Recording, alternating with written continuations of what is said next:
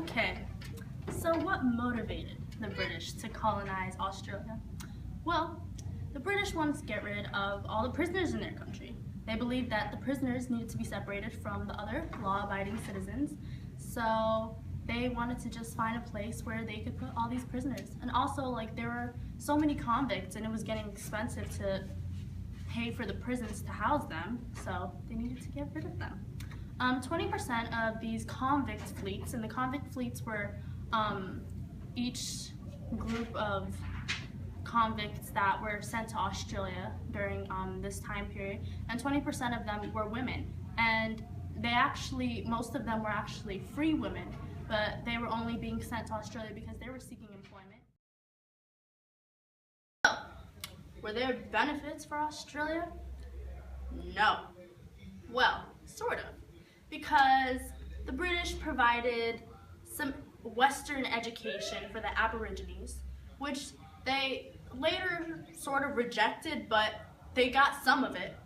And Australia was also introduced into the world market, which was a really good turning point for their country. But in terms of economic benefits, the only person who was economically benefited were the British, not anyone in Australia. All right, let's see what Stan brought us today. Stan, it's a rock, and it says Plymouth on it. We are talking about the colonization of North America. Well, I guess if you think about it, the colonization of North America and Australia had a lot of similarities. I mean, for one, the Aborigines and the Native Americans were both decimated by disease. Their populations decreased by over like 90%. Secondly, they both were colonized by the British. And thirdly, in the beginning, both had pretty good relations with their native populations. The first governor of Australia, Banks, actually wanted a good relationship with the Aborigines. But then when the Aborigines realized that the colonists, the settlers, and the convicts in Australia weren't leaving and actually wanted their land, that's when it kind of turned. Also, the colonization of Australia really wasn't beneficial for anyone except for the British government. I mean, they gained a new colony after they had just lost North America, which was their largest cotton and natural resource producers, and they replaced it with Australia, who also was a major producer in cotton and had a lot of resources.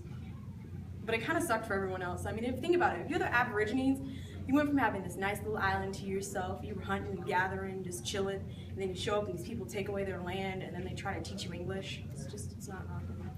And then think about it also, if you're the people coming to Australia and you're the convicts, like, you're in prison. It sucks.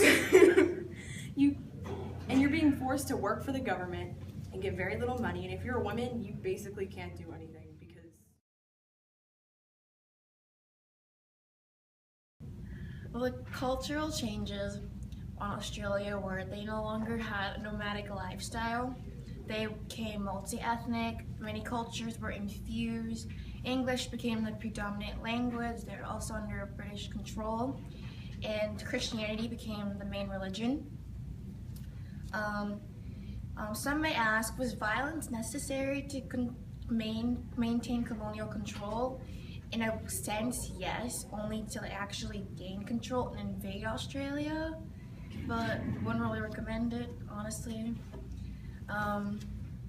The colonized reactions to this were Aborigines used violence and resistance in order to protect themselves from the land invasion, but obviously it didn't really work. So yeah. The political situation in Australia before the British came was a very nomadic lifestyle, and the British came in and became self-governing and everyone became democratic. Go. Be careful there, too. Australia became democratic.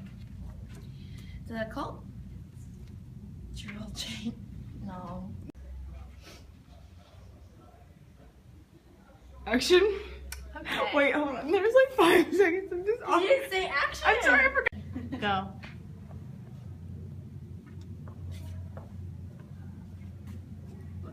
can't wait.